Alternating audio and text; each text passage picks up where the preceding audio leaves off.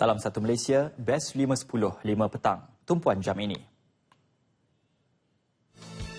Setiausaha Agung Pertubuhan Kerjasama Islam OIC menggesa negara anggota menghulurkan bantuan kemanusiaan kepada penduduk Yaman. OIC dalam satu kenyataan berkata, Sekretariat Jeneral telah berunding dengan beberapa badan-badan masyarakat sivil dan pertubuhan kemanusiaan bagi bantuan perubatan, makanan dan kemanusiaan bagi membolehkan mereka menangani krisis politik dan keselamatan yang meruncing.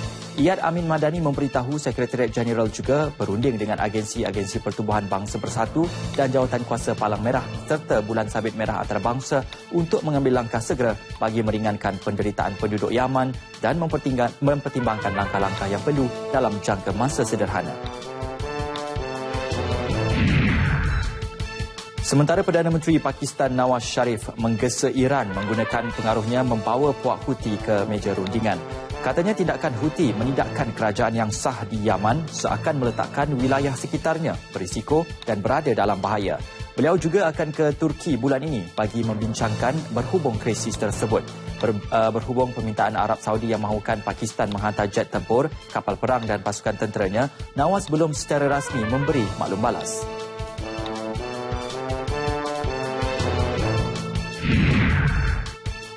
Dalam proses rantau ASEAN menjadi lebih erat bersepadu, bekas Setiausaha Agung ASEAN Dr. Surin Pitsuwan berkata, dengan jumlah penduduk lebih 600 juta orang, rakyat ASEAN harus sedar yang mereka merupakan aset berharga bagi ASEAN. Wawasan komuniti ASEAN tidak harus dilihat hanya sebagai kesedaran budaya, tetapi tindakan tegas hendaklah dilaksanakan untuk menyuburkan modal insan bagi manfaat bersama ekonomi. Beliau mencadangkan supaya negara-negara anggota ASEAN meningkatkan perdagangan antara satu sama lain bagi membina komuniti ekonomi ASEAN AEC yang lebih utuh, mampan dan kompetitif.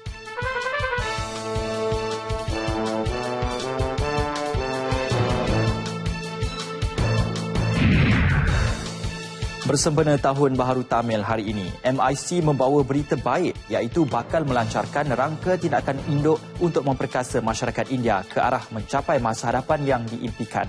Presidennya Datuk Seri G. Palanivel berkata, rangka tindakan induk itu yang bakal dilancarkan Perdana Menteri tidak lama lagi meliputi 3 bidang utama KRA iaitu politik, ekonomi dan transformasi sosial untuk 15 tahun akan datang.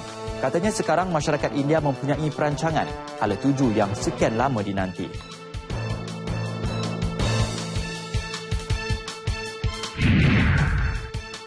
$191 kertas siasatan dibuka berhubung kegagalan pelaksanaan gaji minimum sejak 1 Januari tahun lepas hingga Mac tahun ini dengan 118 daripadanya dibawa ke mahkamah. Daripada jumlah itu, sebanyak 64 kes pendakwaan telah selesai dengan jumlah denda keseluruhan bernilai RM211,600.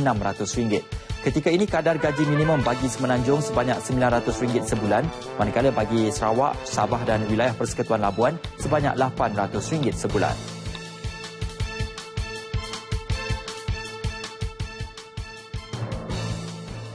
Sekian Best 5.10, 5 petang. Terus ikuti Nasional 5 selepas ini bersama Nolela Muhammad Noor. Salam Satu Malaysia.